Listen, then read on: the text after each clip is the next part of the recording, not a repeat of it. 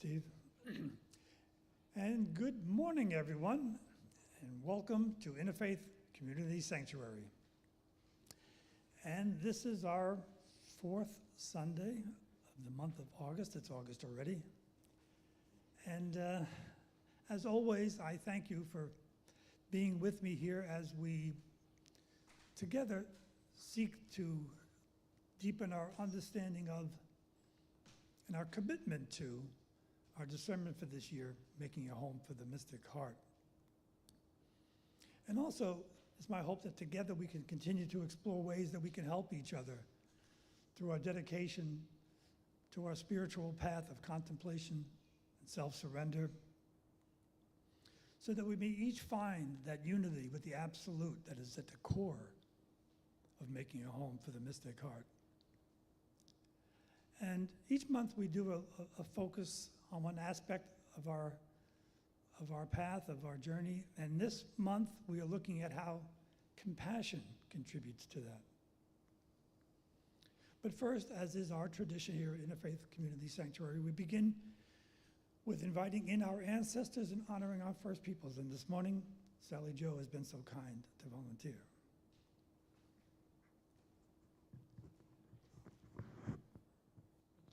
Thank you, George.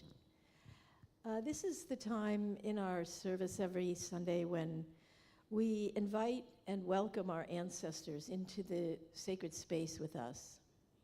And what we're also doing is we're asking each of us to invite personally our ancestors and those who came before us into our hearts, into our minds, into our consciousness, and then, of course, to invite everybody's ancestors, all of our relations as a community and as a world, to participate with us, because I think most of us realize that, you know, when a person dies, their essence, something of their essence lives on. No matter what you believe about the afterlife or what happens after death, there is an essential part of every creature and every human being, and even when animals, you know, die or when they go extinct, something is left behind in the universe.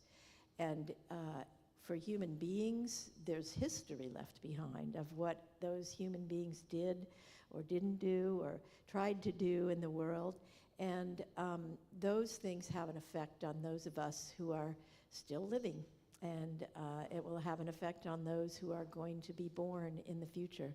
So we just try to acknowledge that lineage and understand, in as personal a way as possible, that we are, in fact, standing on the shoulders of those who came before us, and that we're living a life based on all that they gave, all that they did, all that they accomplished.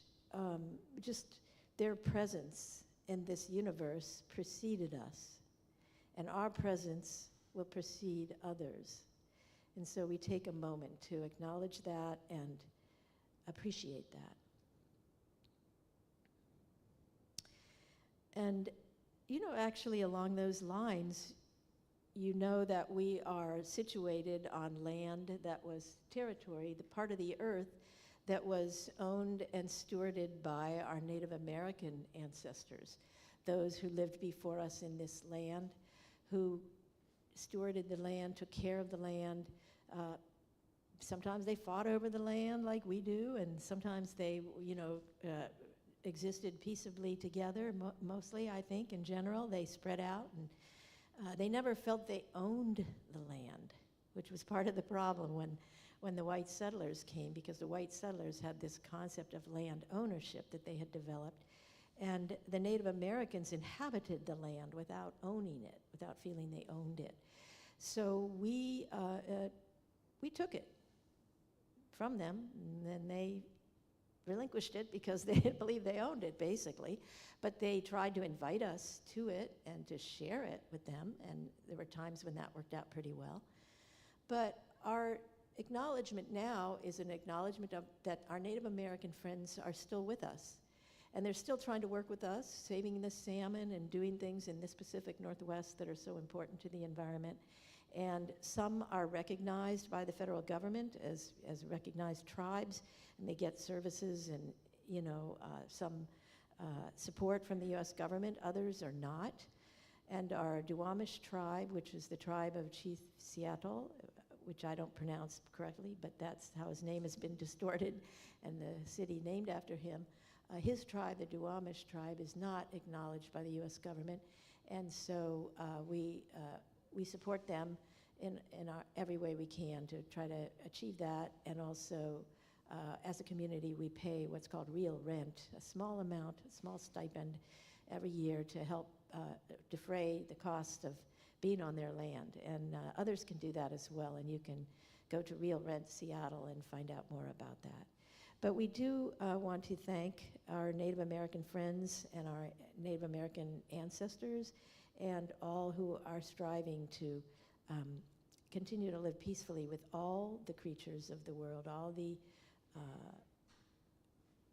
human beings, the animal beings, the plant beings, and the mineral beings that we live among. Thank you.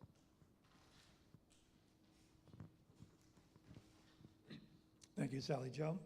And then another of our lovely traditions here in the Faith Community Sanctuary is to provide an offering to the Divine Feminine. And this morning, Joey has been so kind as to volunteer.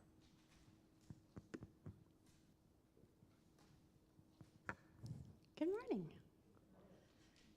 Thank you for responding. It's nice to hear that. So I was asked just moments ago, and so this is right off the cuff, and I asked for divine inspiration, please. Let the words come, let the ideas flow, and so that I would say something that touched your heart. And the first thing that came to me was the word Jamal. And the person sitting next to me so kindly offered what the root meaning of that is. Thank you, Michael. It's beauty. That's the first thing that came to mind. And then the second was yin. And that's the other half of yang, yin and yang. And Michael told me that the definition of that, the root definition of that is shade or a sunlit spot, which I had no idea, so that was new to me, so thank you for that. So bringing that all together, it got me to just think about what are the attributes of divine feminine? What are they? And I love participatory things. So what I'd really like is for you to just say a word that you think it is. And I'll repeat it so the people online can hear it. So just shout something out. What do you think divine feminine is? Wisdom. Mercy. Piano lessons. Steve, our musician. What? Gathering.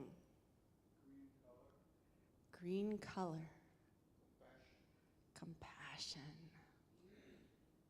Beauty. All of those things. Thank you, everybody, for participating in that. And as I think I, myself, think of divine feminine, I often, and I think culturally we're sort of herded this way too, is to think of that as a woman. But in this sanctuary, we learn that divine feminine is in all beings. So may you take those attributes with you today that we heard from the congregation here and embody them, embrace them in your own self, whether you're a female or male. God bless you. Thank you, Joey. And we also have a little housekeeping issues that we need to tend to. And one of them is what we call sharing our wealth. And maybe, Salja, you could, as we pass the plate around, talk a little bit about sharing our wealth. I always like to remind us that while it is absolutely necessary that we collect financial contributions, we need to maintain this lovely facility, and it comes, unfortunately, at a cost, and sometimes at a high cost. But we also share our wealth in other ways. We share our wealth by being here. I think it's just lovely that everyone shows up here or online and agrees to be a part of sharing the space together. And another way that we share our wealth is by sharing our experience and our knowledge. And that's done here oftentimes through our gatherings. And so I'll talk a little bit about the gatherings here, and I'll go through them briefly. I do want to acknowledge them, but if you want to get down to the nitty-gritty of any of them, afterwards we can discuss them and talk about them. But the beauty here is that virtually every week we have something going on at Interfaith Community Sanctuary, not just on Sundays, but every day of the week.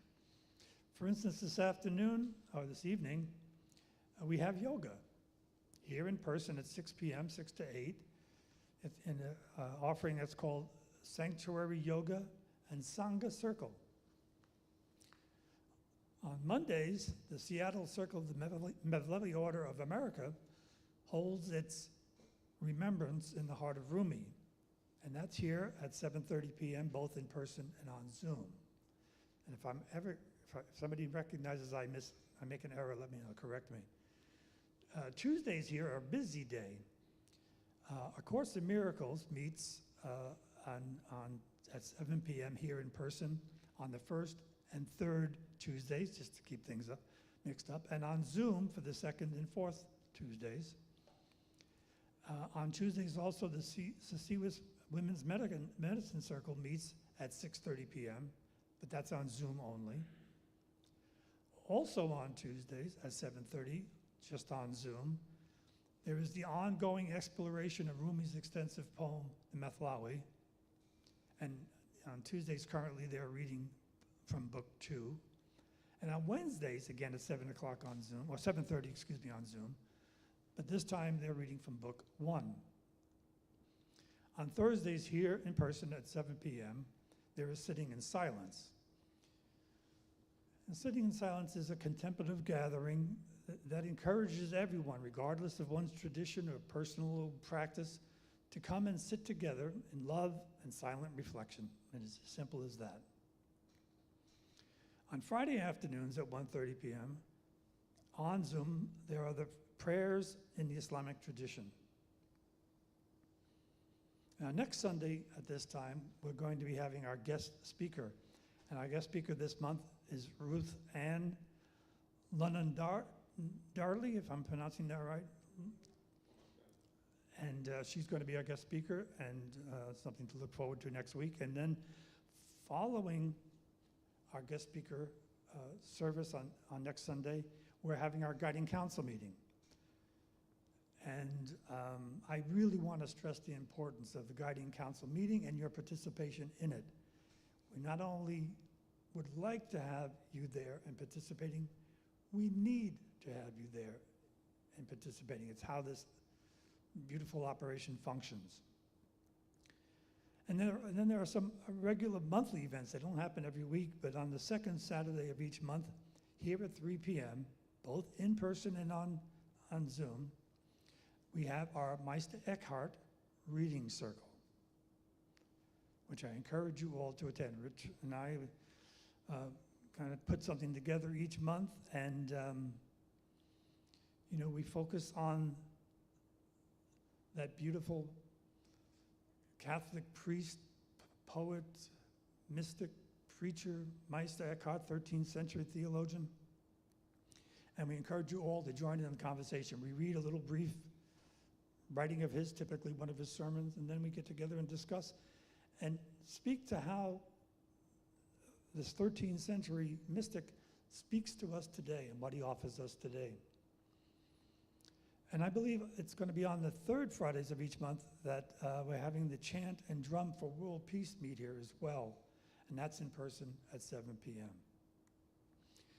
We also have some upcoming special gatherings that I'll touch on if anybody wants to add to them. On September 6th and 7th, and again on the 13th and 14th, there is a Habitat for Humanity project that Interfaith Sanctuary is supporting. And this is an opportunity to volunteer to be a part of the change that you want to see happen in our community. And Sally Joe's the person to talk to about that if you're interested. And on September 8th, if I got this right, Jamal, San Nirakari Mission is having a special guest speaker. I don't even try to pronounce her name. It's a huge annual national convention that we here at ICS are invited to attend. And Jamal is one to speak to afterwards if you have an interest in that. On September 21st, there's to be a gathering here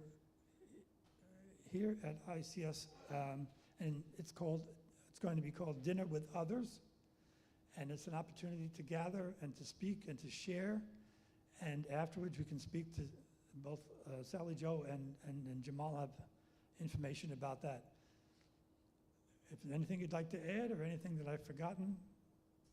We're looking for volunteers to help with that, and since it's happening here, so we need some volunteers. I'll reach out to some people.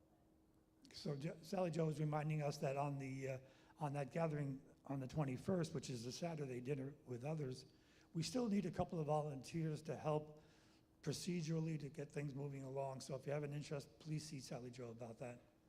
Joey, did you have something? Yes, hot off the press. Just approved this morning. We are going to have if you're looking for more opportunities to serve your sanctuary, we will have a landscaping work party on the 28th, I believe, is the last Sunday of the month after service. Is it the 29th? Thank you. Okay, I don't know if at home you can hear that or not, but I should have passed the mic. But we're going to be Joey is going to give us another opportunity to roll up our sleeves and contribute to help with the beauty of this beautiful place on the last Saturday of the month, last Sunday of the month, after our service, which is the 29th, is our understanding. But whatever the last Sunday is, be here, bring your overalls, your gloves, and your energy. All right, thank you. Anything else that I've missed? All right then. So once again, our discernment this year is making a home for the mystic heart.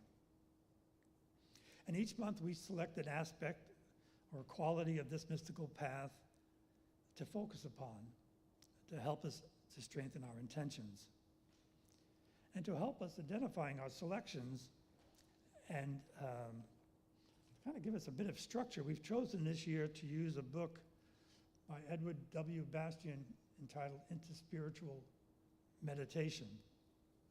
In this particular month, we're looking at his chapter of compassion for the month of August.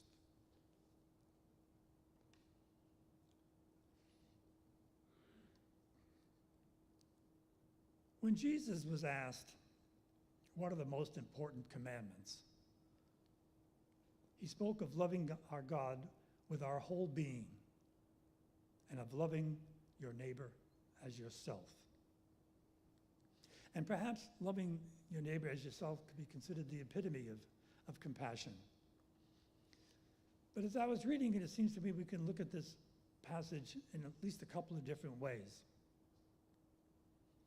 Like I often do with our discernment, making a home for the mystic heart, I look at it both as making a home in anticipation of our union with the divine, and making a home for it, and also looking at it as having had an experience of the unity with the divine. How do we make that understanding feel at home in our daily lives? So too, I was thinking we could look at love your neighbor as yourself in two very different ways. One way is to read love your neighbor as yourself, is to love your neighbor in the very ways that you want to be loved. Kind of a variation on the golden rule, do unto others as you would have them do unto you. Early on in this chapter on compassion, Bastian says, in some ways, our intention to help others is connected to their intention to help us. As our altruism extends to more and more people, there will be more and more people who will do more for us.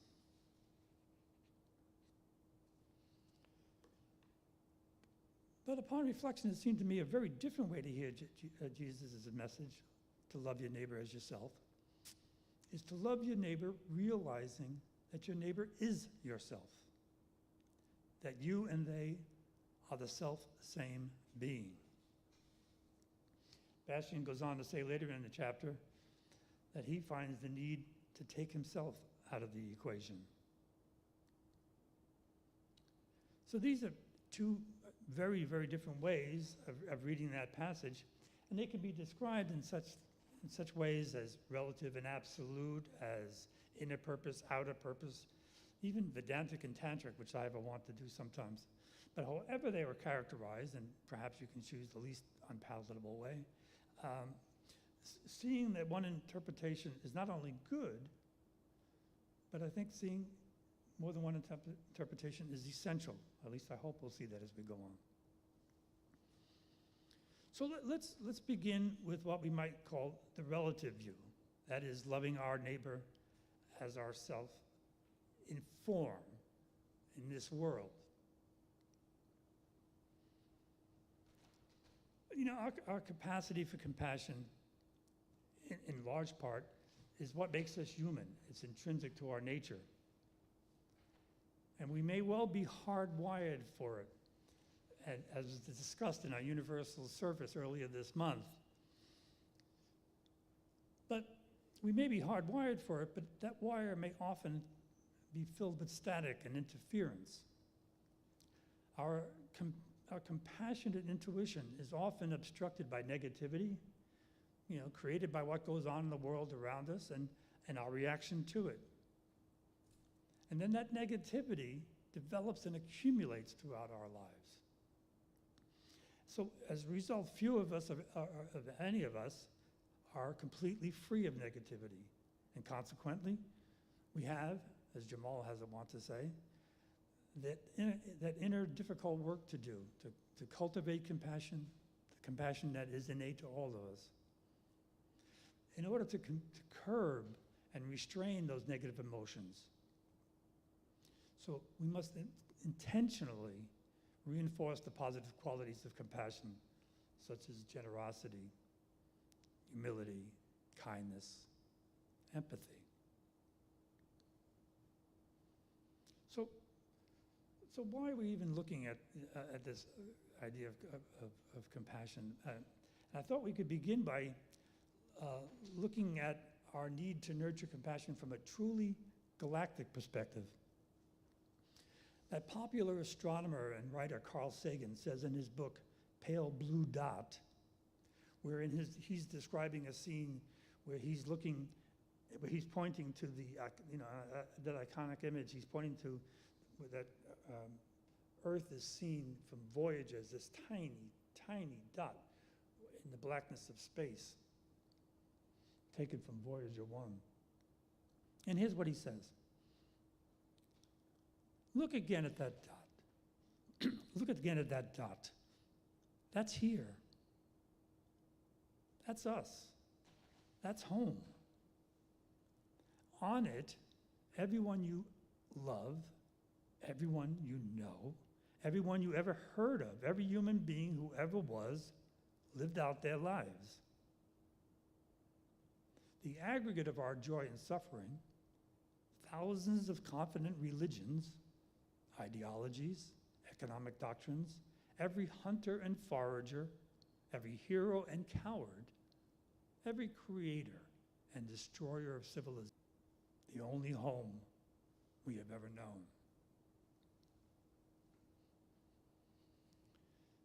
And then, perhaps to bring us down a little closer to earth, I thought I'd share from Barack Obama's commencement address at Xavier University in New Orleans, following right after Hurricane Katrina.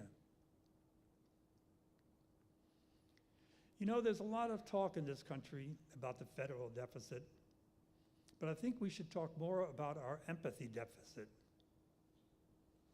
The ability to put ourselves in someone else's shoes, to see the world through eyes of those who are different from us. The child who is hungry, the steel worker who's been laid off, the family who lost the entire life they built together when the storm came to town. When you think like this, when you choose to broaden your ambient of concern and empathize with the plight of others, whether they are close friends or distant strangers, it becomes harder not to act, harder not to help. So when we choose to broaden our ambit, our scope of concern, and empathize with the plight of others, as Obama says, there are many ways that we can choose from to do that necessary inner work if we are going to wholly exemplify the compassionate being that we are designed to be. And not to put too fine a point on it, but it may well be necessary if we are to survive as a species. One of the many ways to broaden our concerns is to cultivate compassion. And one way was demonstrated beautifully by Joey earlier this month in our Universal Worship service. And that is to express what is called loving kindness. And Joey did a loving kindness meditation for us. And loving kindness meditation, you may have heard it also referred to as metta prayer, goes something like this. May all beings be happy, healthy, and whole. May they have love, warmth, and affection. May they be protected from harm and free from fear. May they be alive, engaged, and joyful. May all beings enjoy inner peace and ease. And may that peace expand into their world and throughout the entire universe. And then this practice is traditionally done successfully for ever-widening circles of caring with all beings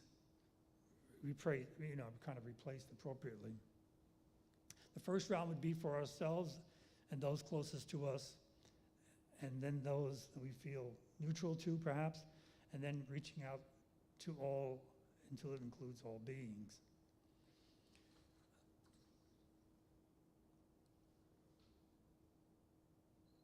There's a poem that I want to read it, and I couldn't find the author, but I had it written down, and I thought it was appropriate.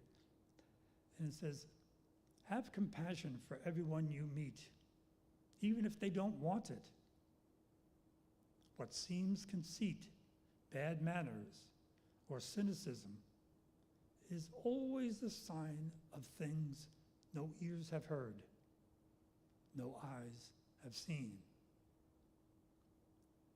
You do not know what wars are going on down there where the spirit meets the bone.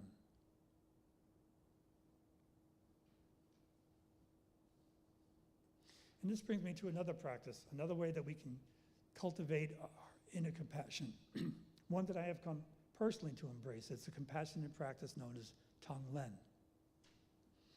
Now, I first came to know of Tonglen many years ago when I was introduced to a Tibetan Buddhist teaching called Lojong. And Lojong is a collection of Buddhist mind training techniques, and it's expressed through a collection of slogans. And in the Lojong training, Tonglen is the 7th slogan and is described as a way to see others as equal by exchanging oneself with them. So this practice involves sending out our happiness to others while taking in their suffering with compassion and openness, and alternating between these two as we breathe. The very word compassion comes from the Latin meaning with and to suffer. So consequently, compassion then is to suffer with or to suffer together. And this Tonglen practice, some of you may have heard, it was popularized here in the West by in the 1990s, starting in the 90s, by a Tibetan Buddhist nun, Pema Chendron. I'm not pronouncing it wrong. But she made it very popular, and it found its way into into yoga, into some New Age groups and everything else. So you may have heard of it. But a few weeks ago here, we did a forgiveness exercise together, when forgiveness was the topic of the day. And in that exercise, we sat together. We experienced what it was like to sit with uncomfortable feelings while inclining our minds and our heart towards forgiveness. And this was meant deliberately as an introduction to us identifying, first of all, and then abiding with very difficult emotions. And Tonglen, as we'll see, challenges our internal biases, what we like and what we hold on to and what we let go of. The idea is, in part, to practice reversing our habit of getting rid of what we don't want to be with and holding on only to what it is we desire. So Tonglen, like other metta practices, is a practice of great kindness. It opens our whole being to the presence and suffering of others, and reinforces not only our strength, but our willingness to transform conflict into compassion. So we look to begin the practice with an open heart, one that is truly committed to helping others. Then this practice of sending and receiving helped us to get in touch with the obstacles that can prevent us from expressing our innate understanding and caring. So by drawing from our own experience, our own discomforts, we can begin to accept and be with others and do it more openly in a kind and understanding way. Our own personal difficult experiences then can become the bridge that leads us to compassion. So if you're comfortable with this, I'm going to ask you to join me now in a brief excursion into this practice known as Tonglen.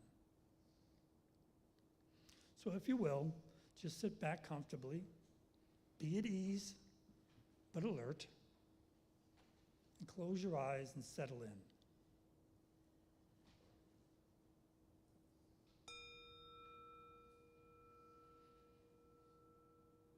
Begin by simply breathing in and breathing out.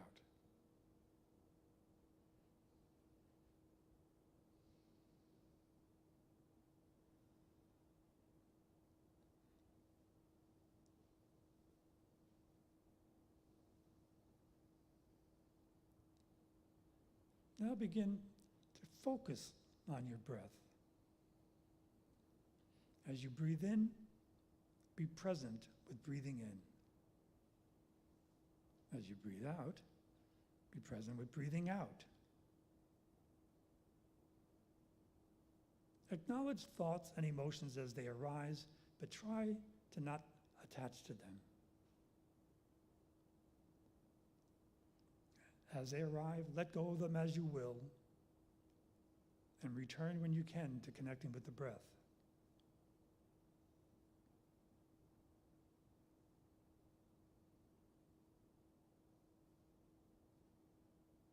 Breathe out into that light of open space words that express the spirit of metta, of the love and kindness we spoke of. Words like, may all beings be happy, may all beings be healthy. Repeat words like this, or whatever simple words you choose that express your innate compassion, your desire to help alleviate the pain and suffering of others.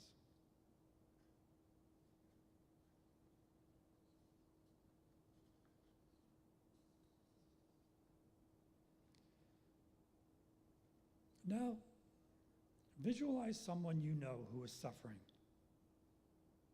Someone you would want to help.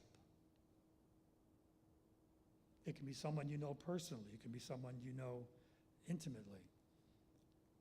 Or it can be someone you know of, like the mother who has lost a child in Gaza, say, or the Ukraine. Choose whoever's suffering looms large in your compassionate heart at this moment.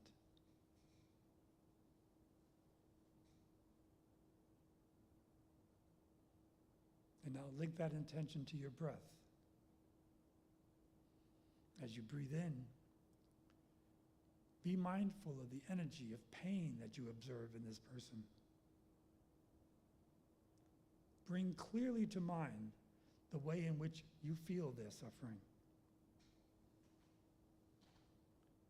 Breathe in their pain with the intention of relieving them from their suffering.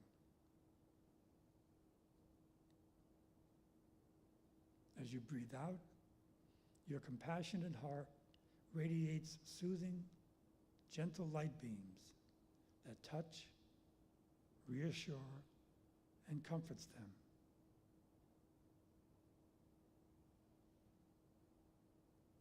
Visualize sending this person whatever it is you feel that they need to ease their suffering. Breathe that healing energy out into the world toward that individual. And as you breathe out, try to see them as they become confident and happy, cared for, and loved.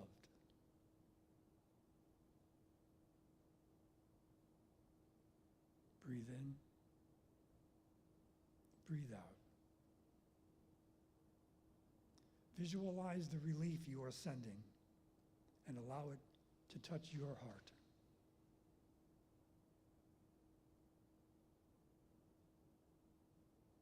Continue to hold the one person you have chosen in your awareness, or you can expand your circle of goodwill.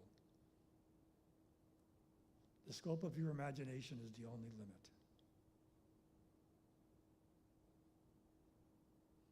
Breathe in the darkness of their distress. Breathe out happiness and the light of freedom. Allow your heart's natural goodness to shine unreservedly and touch the world with its grace.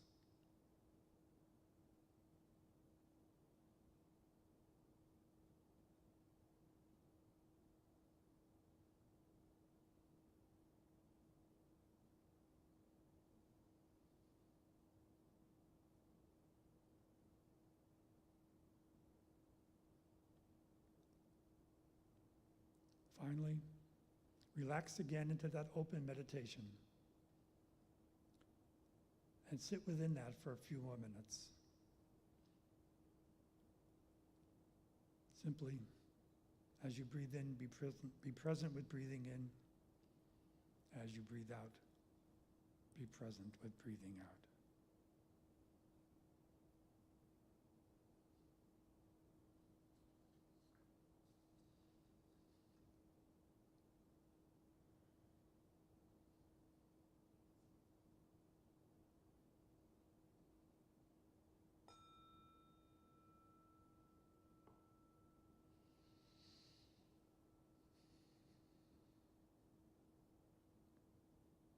Thank you for being with me on that.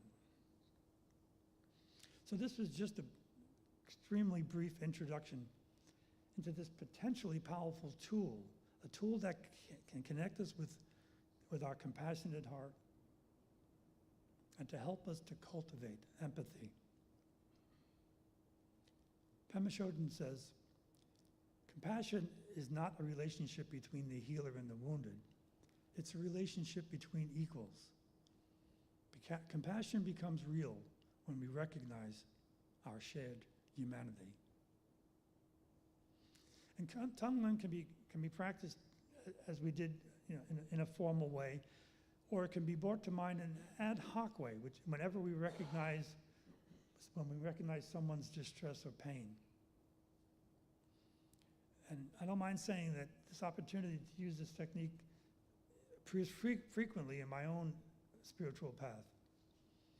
I use it often when encountering people who are experiencing homelessness, or whenever I hear a mean-spirited comment, something hateful or ignorant made by someone. So rather than reviling them, rather than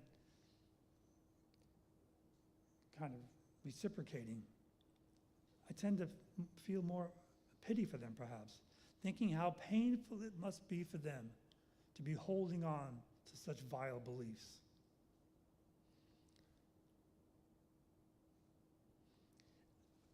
And I'm no purist on this. I think to be useful, at least again from my own experience, Tonglen needs to be adapted to where you wear it comfortably, so that it's not something that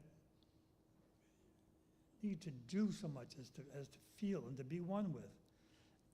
In my own practice, I do the breathing in of someone's pain and the breathing out.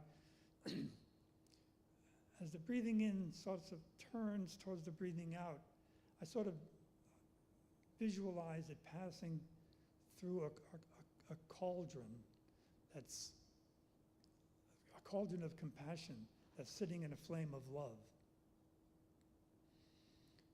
And the clearer and deeper that I feel the pain, the more complete is the combustion, the more complete the pain and suffering is consumed, and therefore the more pure and brighter is the light that I send out as a result. But I think, I don't envision that anymore. When I was doing it at one time, I actually literally visualized it. Now it just happens automatically, and it's that feeling that I don't hold on to those negative feelings. It's not accumulating like I'm some sort of landfill, with negative emotions. It is a transformational process through compassion that takes it from something vile, something that's mean, something that's painful, and converts it into something that's loving and light. And Tonglen is a beautiful practice, a lovely practice, but it's one that we do individually, within our own hearts, with our own specific intentions. But perhaps now I thought we might turn to it perhaps more uplifting, compassionate practice, and one that we can express together. And so I was thinking of us doing a chant. And that chant that I was thinking about is called Om Mani Padme Hum. And while it's been given many meanings, one explanation of its symbolism comes from that teacher of mindfulness practice, Jack Kornfield. And he says, compassion arises when the jewel of the mind rests in the heart of the lotus. So I thought we would do that together. And this morning, our brother Chris has decided to graciously lead us in that chant. So Chris, I will turn it over to you at this point.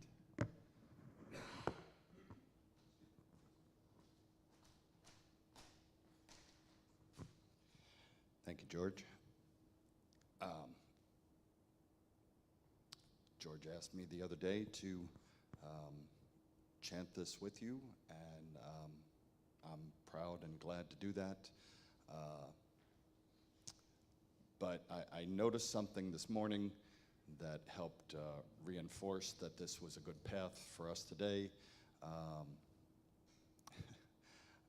As I've said here before, I'm sort of a mystic pagan, and this morning as Lila and I turned the corner from the sidewalk, I noticed that reinforcement in the beautiful lotus art that's coming up out of our garden there. And now I know that lotuses bloom. It's not up to my plan or anything else like that. I'm glad that to thank first Jana Vinico was a longtime member of our community. She's somewhat retired and lives on a local island here. But she gave us those garden arts as she had retired from her local home, and over some of these years, our chief gardener, Fatah Joey Klein, asked me about it, asked other folks, and eventually I thank her and I thank the other garden elves, whoever they may be, for raising that from its ignominious spot where it was, and now it really graces our garden. We thank you. And that chant that George asked me to share today, Om Mani Padme Hum, does have its connection with a lotus that I did want to give a brief from the Golden Lotus Mala. Gave me a nice explanation, and I wanted to give some notes on what those different words mean.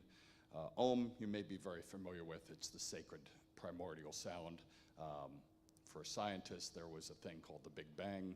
For people of a spiritual bent, they would say it was the great Om coming that scattered the cosmos around us.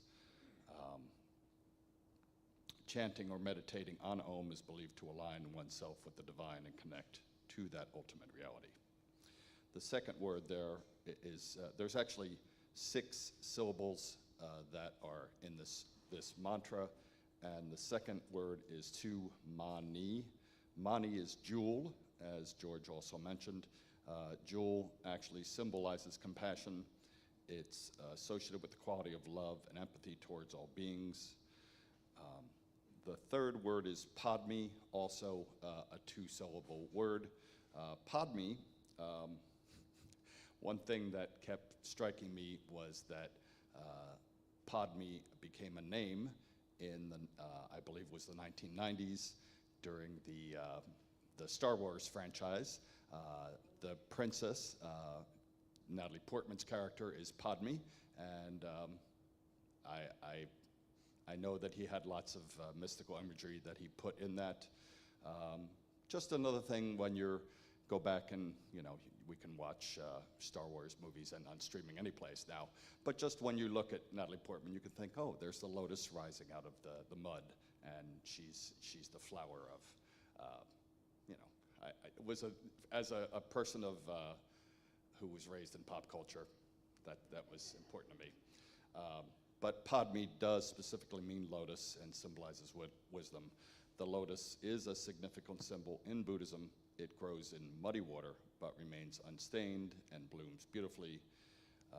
And similarly, insight enables one to navigate one's life challenges while maintaining the clarity and purity of mind. The last symbol is hum, or it could also be hung. It represents indivisibility, or the union of method and wisdom. And that method refers to compassionate actions and the intention to benefit others, while wisdom refers to understanding reality's true nature.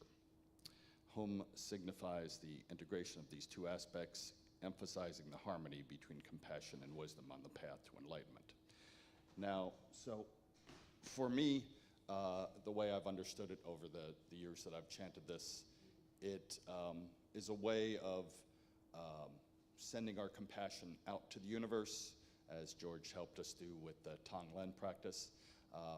But one thing that we should remember is to give compassion to ourselves, to give compassion as we're chanting this, or as you're listening to me chant it. Just try to send that compassion to yourself first, to someplace on you, pain-wise, or other distress. This is somewhat of an anxious time on the greater society for various reasons that I'm not going to talk about here, but you may understand where I'm going with that. So just remember that ourselves, we always deserve that compassion also, in addition to the greater universe. So I'd like to, while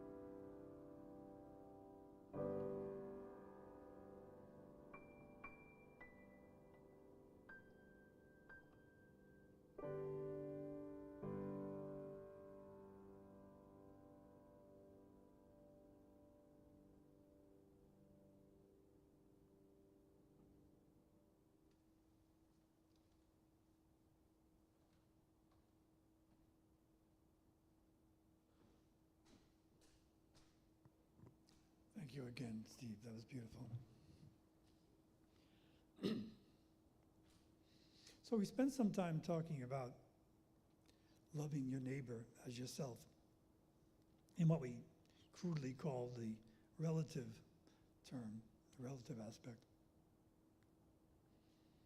where we basically did unto others as we want those to do unto us.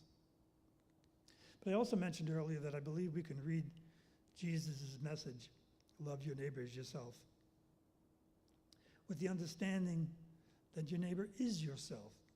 You and your neighbor are the self-same being. And I think that this is, in large part, an understanding we arrive at by doing the first part of Jesus' command, that is, to love God with our whole being. And my time in meditation has effectively allowed me to distill the term love, which is used in so many different ways, especially in popular culture. But, for me, the term love is whenever and wherever there is the absence of separation.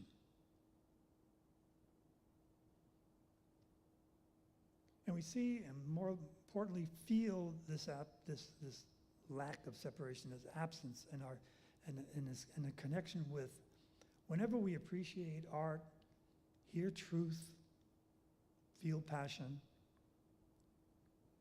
And it's there in that connection, in that absence of separation, in which the love, in which the mystic union that we talk about so much in Making a Home for the Mystic Heart is experienced. So for me, Jesus' first command, loving God with your whole being, implies eliminating that separation and establishing that union with the divine. And with each other. Bastian has a part he says in here. When we are truly in love, every part of our consciousness, every cell in our body resonates with its sublimity. In this divine love that we feel, a universal altruism, a connectivity, and a reciprocity. When we are in love in a sacred way, our constant wish is for the eternal happiness and liberation of all beings everywhere. All who have really experienced love know that love is not bound by the physical body. It is ethereal. It is a cosmic elixir that seeps through the porous shells of our individual consciousness and connects us with others. When this happens, we are together in love. That is to say, in love, we are one. Love is the connective force that can join us all if we would only release ourselves into its power.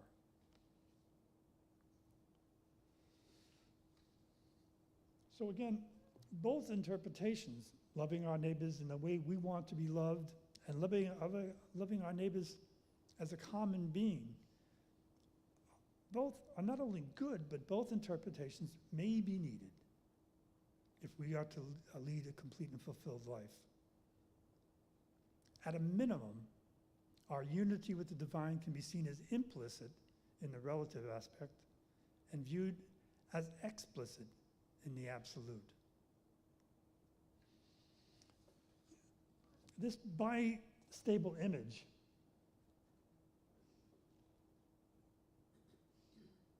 note to yourself what you see in this image. But clearly, it can be seen both as silhouetted profile of two people looking at each other, or as a white vase. but both cannot be seen clearly at the same time. One is not better than the other. They're simply two different images, two different views, of one image. There's just one piece of paper here, just as there's only one universe. So when we talk about relative and the absolute, our life can be seen as a dance between these two ways of seeing, between the absolute and the relative. Seeing each both as individual and relationships and as a multiplicity and diversity of divine images within all one encompassing being.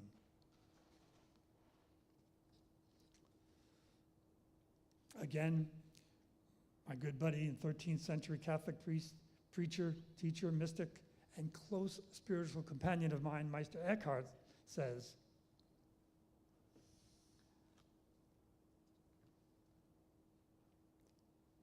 "The eye by which I see God is the same as the eye by which God sees me. My eye and God's eye are one and the same. One seeing, one in knowing, one in loving."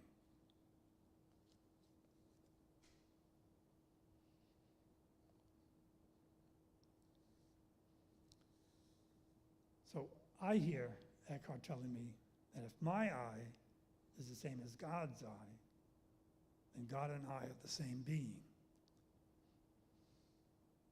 But Eckhart is not just speaking to me here, he's speaking to all of us. So if your eye is the same eye as God's, then all eyes are the same as God's. So then by extension, you, I, we are all the one divine being.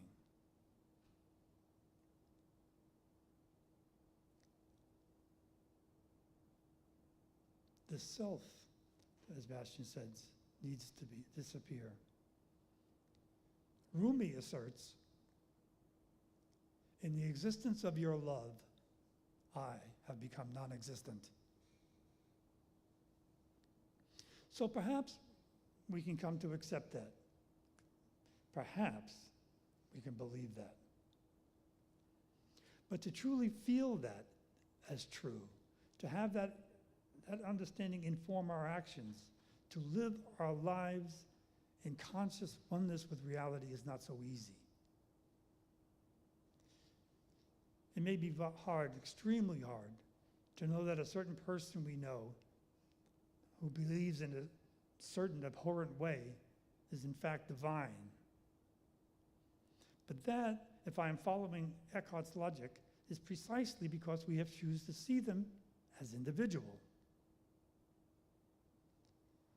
An individual's action or behavior may be appalling to us, so it is understandable if we mistake their behavior for their being, that being which, in fact, is common to us all. I personally have come to see this as truth, and more importantly, feel it in the very depths of that mystic heart we speak of, that we are fundamentally one common being. And I continue to experience that felt oneness, and it's changed my life. I was reminded in the meeting the other night, my reaction to Jean-Paul Sartre's famous line from his play No Exit, where he says, "Hell is other people," as if other holds the key to our existence. No, for me, my hell begins as soon as I see someone as other. Only then, only when I see their self as separate from mine, am I able to feel superior, and therefore able to justify hostility, prejudice, hatred. Only in that separate self mindset am I able to diminish a fellow being. Whereas when I'm able to abide in that awareness of our common being, it evokes empathy. a yearning to care and to act, to show empathy. Only then am I truly able to love my neighbor as myself.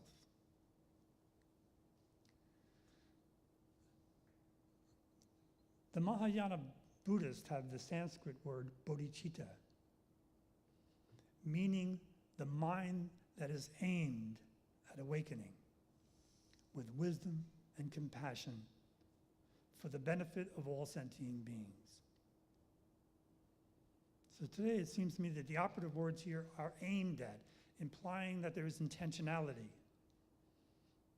And we can explore various ways to look inward with an aim to awaken, to develop an intention to go regularly to a place of stillness within us, to be silent and to listen. It can start off simply. There are a myriad of morning prayers or practices within virtually every tradition. And,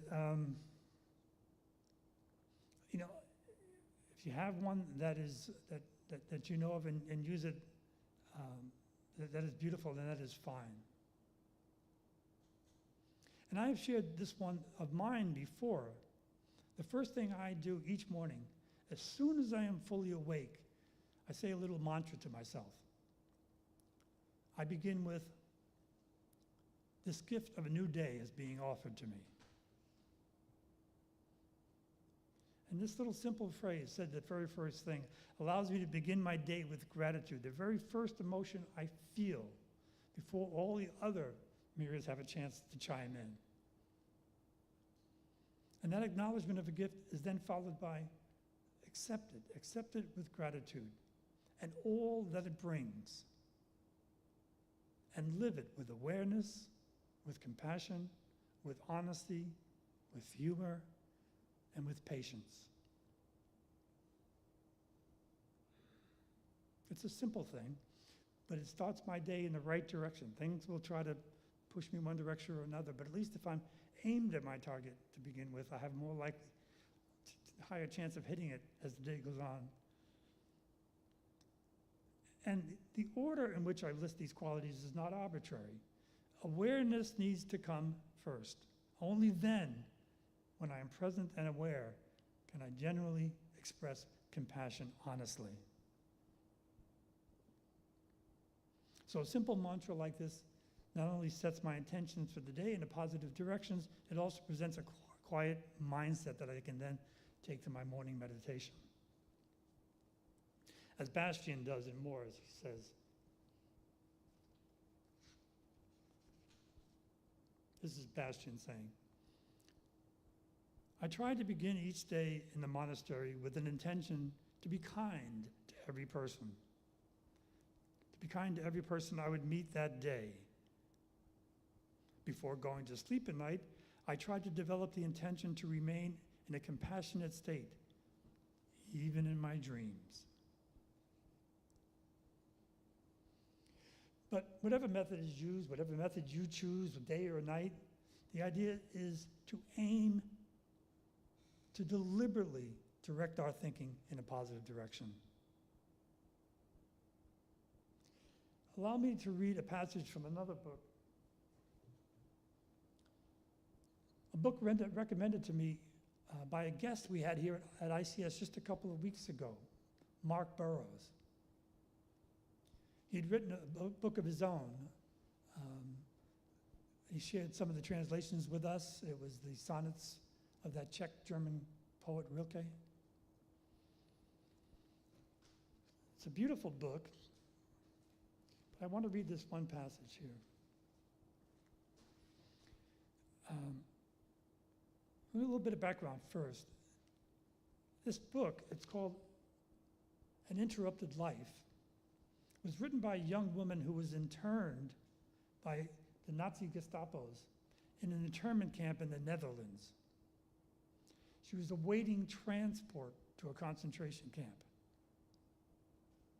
It's an impressive book. And it's apropos, and I want to just read this one piece to you. 8th of June, 1941. I think that I'll do it anyway. I'll turn inward. For a half an hour each morning before work, I will listen to my inner voice, lose myself. You could also call it meditation. I'm still a bit wary of that word, but anyway, why not? A quiet half hour within yourself is not enough to just move your arm and legs and all the other muscles about in the bathroom each morning.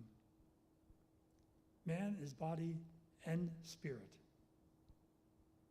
And a half hour of exercise combined with a half hour of meditation can set the tone for the whole day. But it is not so simple, that sort of quiet hour. It has to be learned. A lot of unimportant inner litter and bits and pieces have to be swept away first. Even a small head can be piled high inside with irrelevant distractions. True, there may be edifying emotions and thoughts too, but the clutter is ever present. So let this be the aim of meditation, to turn one's innermost being into a vast, empty plain, with none of that treacherous undergrowth to impede the view. So let something of God enter into you, something of love too. Not the kind of love deluxe that you revel in deliciously for a half hour, taking pride in how sublime you feel, but the love you can apply to small things every day.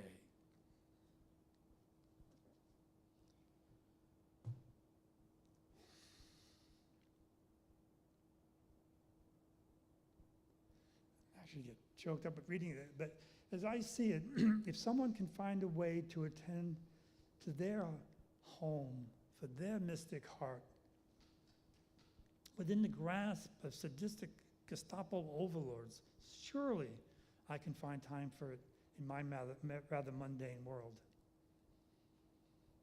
Contemplation and meditation can help us to reach that place of divine unity where grace will then lead us to the realization of our common being, our oneness with the universe. As for myself, now that I have felt that oneness for being, it seems that I read about it, I hear about it everywhere. But the real beauty of this is that awareness is available to us all, whenever we choose to look for it. Again, that doesn't mean that we like or even accept the behavior of a particular divine image, one we may be repulsed by. We may often have to work extremely hard to separate unacceptable behavior from divine being. And I know that more than occasionally, I fail. But the point is, I try. I must continue to find a way back to that place of compassion and understanding. But at least now I know where that place is. I know how it feels. And I can get there more effortlessly. And I can get there more quickly. Once I've recognized that I have drifted to that other negative perspective. And the more that I try, the easier and more comfortable it becomes. And more importantly, the more comfortable it feels in that oneness. And it makes it instinctive not to diminish, not to dismiss. Rather, it makes it feel instinctive to want to help to whomever I touch in this life, to have them be as happy and as successful as possible. But this awareness of our common being cannot be forced. It cannot be white-knuckled. We need to be awakened to it. And for the remainder of this year, these Sundays will be investigating ways that might help us get us there. For some of us, we'll find that spiritual awakening happens spontaneously, Could happen during an illness or a trauma, perhaps. But most of us need to be resigned to the idea that we will have to really work at it. Of course, when we speak of finding awareness, of us seeking to be awakened, those are just words we use for convenience. In truth, awakening only comes to us as a gift of grace. There's this little bit of wisdom I want to pass on using this rather trite but pithy saying you may have heard me say before. Awakening may happen to us by accident. Our job is to make ourselves accident prone.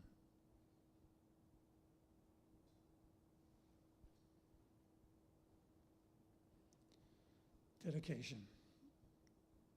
In his book, The Essence of the Heart, in the Essence of Heart Sutra, the Dalai Lama writes this: according to Buddhism, compassion is an aspiration, a state of mind, wanting others to be free from suffering. It is not passive. It is not empathy alone, but rather an empathetic altruism that actively strives to free others from suffering. Genuine compassion must have both wisdom and loving kindness. That is to say, one must understand the nature of the suffering from which we wish to free others. This is wisdom. And one must experience the deep intimacy and empathy with other sentient beings. We may not solve all the huge problems we have in the world, but we can broaden our ability to recognize opportunities for the compassion in our immediate surroundings, encouraging us to take even small proactive steps to address the needs of others and contribute to the well-being of our community. So if we look to recognize opportunities to express our compassion, we don't have to look far. The overworked employee at the checkout stand who could use a little smile, the person experiencing homelessness we pass on the street who would appreciate a look in their eyes and perhaps a nod. And the idea is not simply to react to opportunities, but to actively seek to find opportunities to express our compassion and use the tools we have to demonstrate our empathy. And I'll close this with a beautiful saying from Mother Teresa. Not all of us can do great things, but we can all do small things with great love. Thank you. And now, sadly, it's time to say goodbye to our friends online. Thank you for being with us if you're out there. Hope you'll join us next time.